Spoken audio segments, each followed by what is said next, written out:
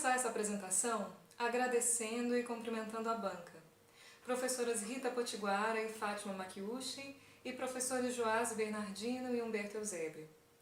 Eu agradeço muito também aos meus orientadores, professor Joaquim Neto e professor Gerson Baniwa, ao meu programa de doutorado em Desenvolvimento, Sociedade e Cooperação Internacional, e agradeço especialmente a todas e todos discentes e docentes do MESPT, o mestrado em sustentabilidade junto a povos e terras tradicionais da UNB, que me acolheram tão bem durante o desenvolvimento da minha pesquisa.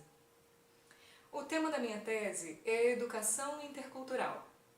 A educação intercultural é uma proposta educacional relativamente recente. Ela só começa a ganhar força dos anos 90 para cá. A educação intercultural é uma abordagem diferente do que é a educação bilíngue ou a educação multicultural, porque ela não foca na língua ou na convivência tolerante entre culturas. É um passo além. A educação intercultural é uma proposta de que a educação passe a acontecer através do diálogo entre racionalidades, ou seja, através do diálogo entre formas diferentes de ver o mundo. Então, na educação intercultural, não é suficiente só a gente mudar o conteúdo das cartilhas ou investir na formação de docentes locais para esse diálogo acontecer. Na educação intercultural, a gente precisa questionar o próprio sistema educacional moderno, porque a estrutura do sistema educacional moderno é a expressão organizada dos ideais colonizatórios e racializantes que fundam a sociedade ocidental. Cada cultura tem uma organização diferente para os seus processos de educação ou de produção e transmissão do conhecimento. Se hoje o sistema educacional ocidental que a gente conhece se tornou o sistema dominante, não é porque ele seja o melhor modelo possível, e sim porque ele foi imposto a nós através de um longo histórico de violência e de convencimento ideológico. Essa disputa pelo controle da educação, ela não é à toa. A educação é uma ferramenta central para a colonização e depois para a manutenção da colonialidade, porque a educação cria as condições simbólicas para legitimar a dominação material. Isso fica mais evidente se a gente analisar o histórico da formação do sistema educacional que a gente tem hoje. Lá atrás, na formação dos Estados modernos europeus, a burguesia retirou a concentração das atividades educacionais das mãos das igrejas e levou para as escolas. Aí, a partir daí, se começou a sistematizar uma educação alinhada com o desenvolvimento do capitalismo, ou seja, uma educação seriada, hierarquizada e universal. O Althusser tem um conceito bom para definir esse processo. Ele se refere às instituições educacionais nesse contexto como aparelhos ideológicos do Estado, que servem para transmitir os valores dominantes e consolidar esses valores, convencendo as pessoas do que é o normal. É diferente dos aparelhos repressivos de Estado, por exemplo, que atuam com força física. A educação é o convencimento através de elementos simbólicos. Então, a escola é um aparelho ideológico, assim como a universidade. E esses aparelhos ideológicos vêm se tornando cada vez mais importantes na medida em que a economia capitalista passa a depender cada vez mais da tecnologia e da informação, que foi o que gerou a massificação da educação superior da metade do século XX para cá. E aí, nos anos 90, vem a globalização e reorganiza as dinâmicas do capital, já num formato neoliberal que se caracteriza pela descentralização das atividades do Estado e pela individualização dos sujeitos. Então, esse é um momento em que vem à tona uma grande diversidade de identidades sociais, que o Estado passa a reconhecer a fim de se estabilizar. Então, a abordagem do Estado nesse processo de reconhecimento é integrar as identidades como uma forma de pacificar as demandas dessas identidades e aí transformar aqueles que são potenciais opositores em eleitores e consumidores. É nesse contexto dos anos 90 em que aparece pela primeira vez de maneira sólida a educação intercultural. Então a gente vê que a educação intercultural é uma faca de dois gumes. Por um lado, ela atende às demandas dos movimentos sociais indígenas, quilombolas e de povos e comunidades tradicionais que querem uma proposta de educação emancipatória. Por outro lado, a organização dessa proposta dentro de um sistema educacional padrão é uma expressão da apropriação dessas agendas pelo Estado. Como então construir uma educação emancipatória sem se deixar assimilar pelo Estado e pelo projeto de embranquecimento desse Estado? Essa é uma pergunta que se pode fazer a todos nós. Algumas autoras, como a Audre Lorde, têm uma resposta radical para essa questão. Para ela não é possível, ao mesmo tempo, estar dentro do Estado e recusar a hegemonia desse Estado. O simples fato de participar de uma instituição hegemônica já contribuiria para fortalecer a centralidade dessa instituição. Por isso é que seria tão importante investir em alternativas fora dessa estrutura, por exemplo, fortalecendo o Centro de Produção de Conhecimento local. Mas isso não significa que a gente deva abrir mão da disputa sobre as instituições dominantes. Pelo contrário, ocupar o sistema hegemônico também é estratégico.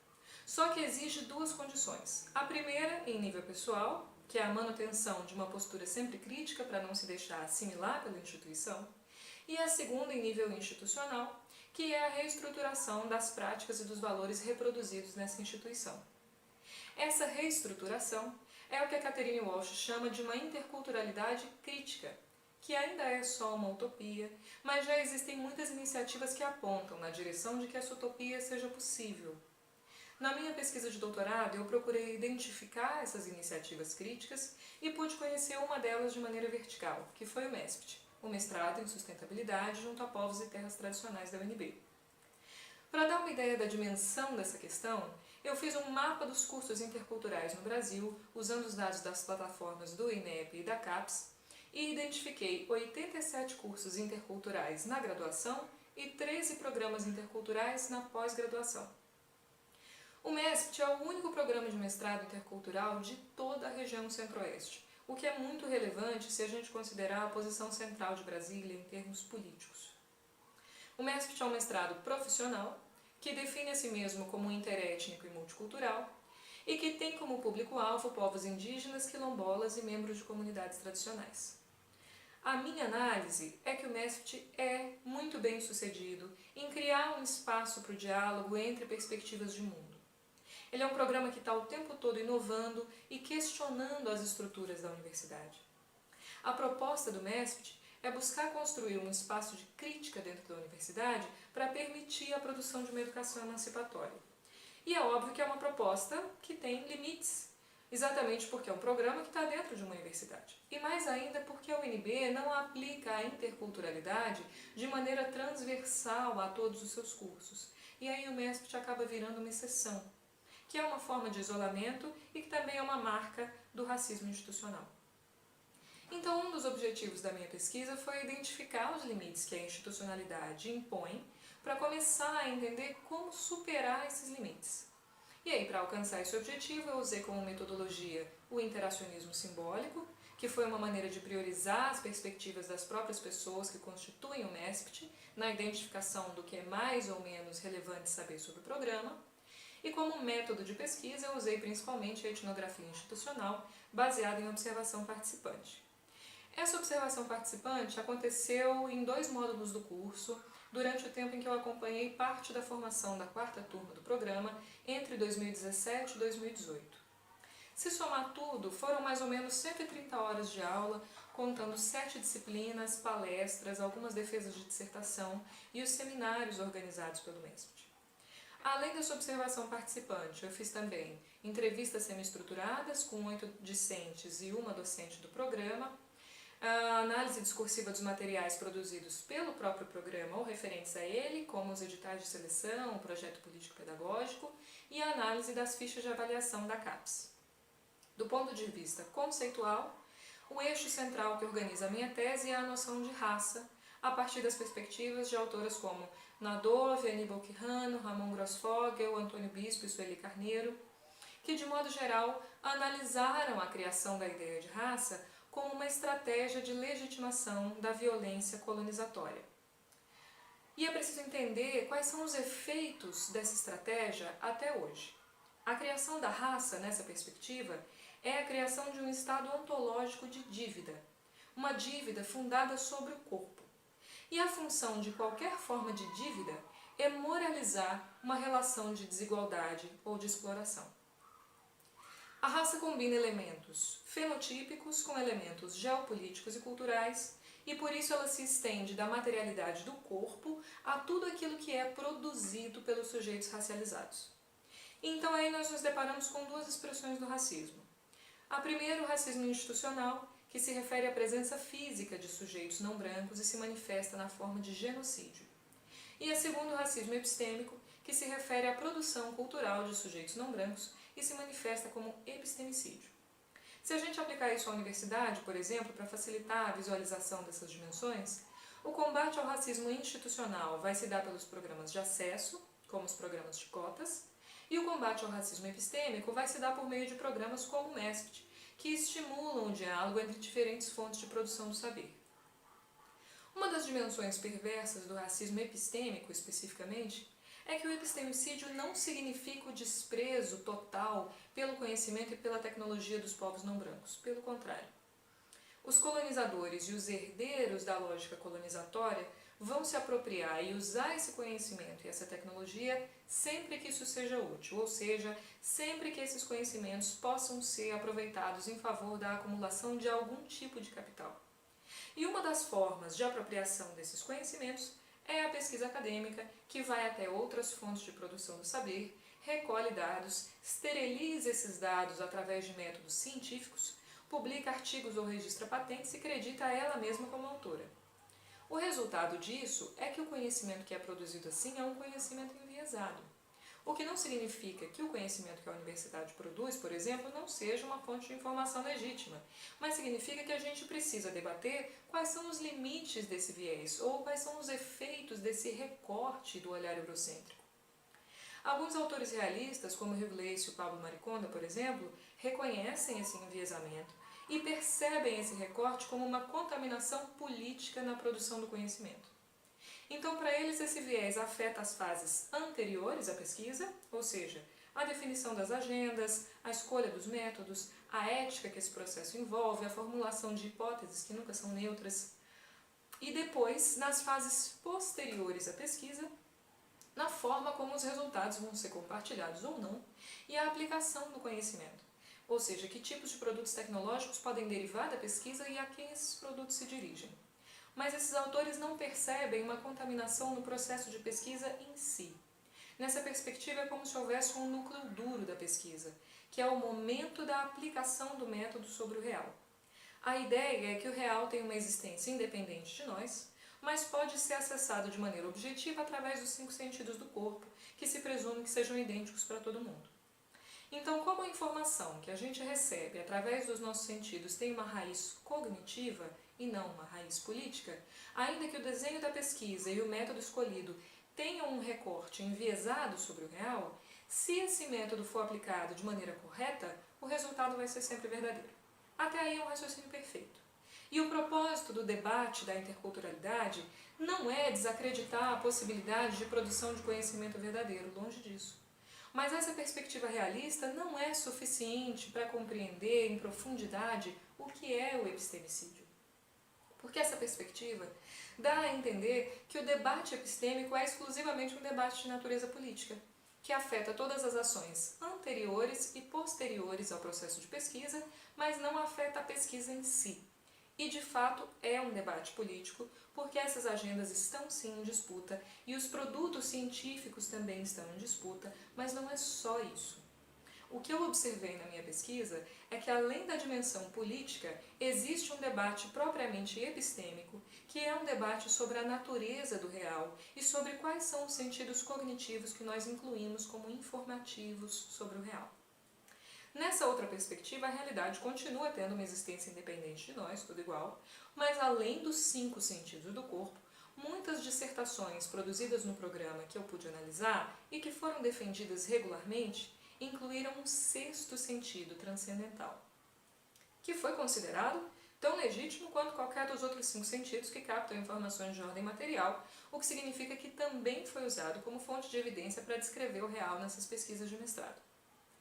No momento em que a gente vive hoje, é importante frisar que a função dessas produções acadêmicas, como essas dissertações, não é atacar a ciência. Falar em outras fontes de conhecimento não é a mesma coisa que abrir um precedente para as pós-verdades. Porque as pós-verdades querem substituir os saberes científicos.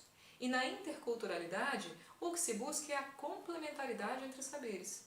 Mesmo nos casos em que exista uma incomensurabilidade, como a Manuela Carneiro da Cunha descreveu, ou seja, mesmo nos casos em que seja impossível uma tradução de uma cultura para outra para construir o diálogo, esses saberes não procuram se anular entre si ou anular a ciência.